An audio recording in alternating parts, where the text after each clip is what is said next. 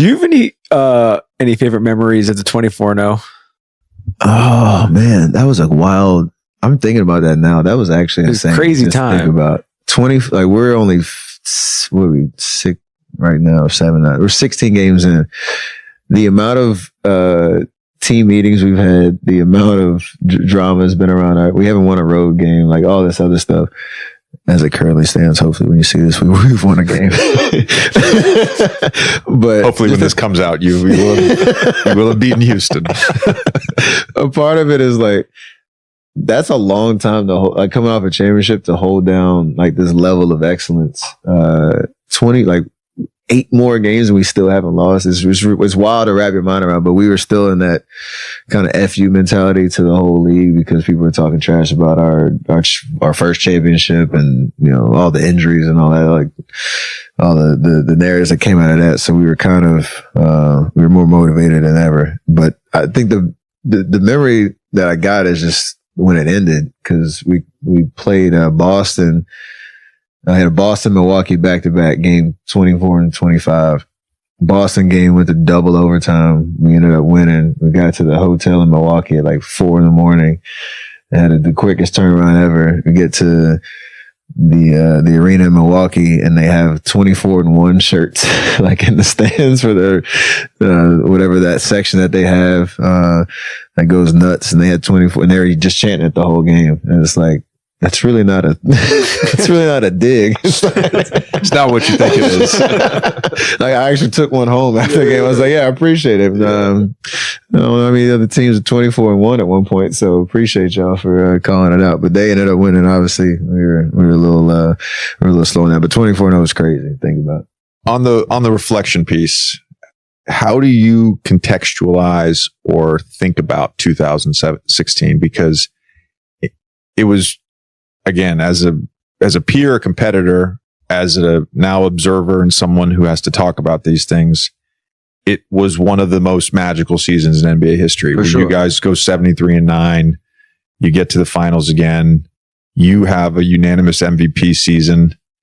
You take this jump too in 16, where you were great in 15, MVP, all that, like you were the best player on the best team. Like, but there's a jump that you made in 16. How do you sort of contextualize that year as part of your career? It comes with a lot of emotions, right? You just explained it really well. The 73-9 chase, you're starting 24-0, coming off a championship, getting everybody's best shot and still winning.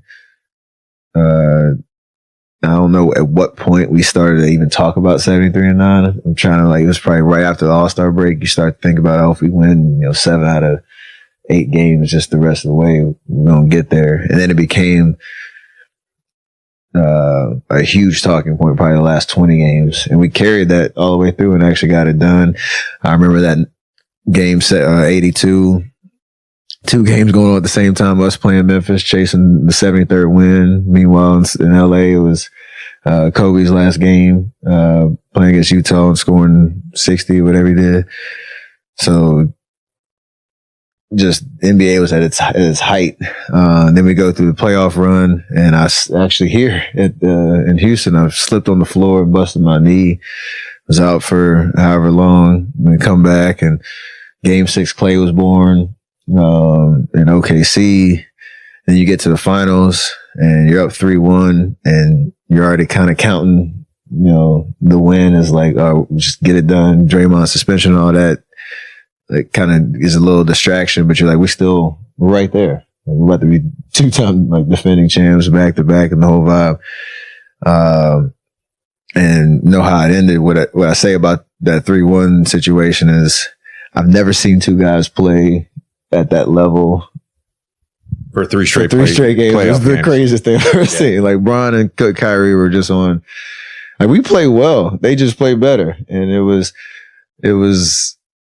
hard to watch and be in that vibe where you couldn't do anything about it. And, we still had an opportunity to win game 5 and 7 down the stretch. And then the Kevin Love possession, which is one of my, if there's one play, I know I should have done something different. It's that one. It was way more, there's way more time on the clock than I thought. Me trying to answer Kyrie's three over me was kind of in my head, and, you know, you force up a shot and you kind of lose momentum, and they win on your home floor. But you can always tip your hat to somebody who just outplayed you. And that's what they did for 3 straight games. So the whole season was insane to think about all the experiences we had. The fact that we have a 73-9 banner in our practice facility, but no NBA Finals banner that year still hurts. But you know, it's part of the journey. And every time I see Kyrie, every time I see Bron, like, there's that respect of, you know, those 5 years were crazy, or 4 years playing against them were crazy. Just fast forward to 17. I think game 1 of 2017 was the best basketball that's ever been played. Like, on both sides, everybody was at peak form.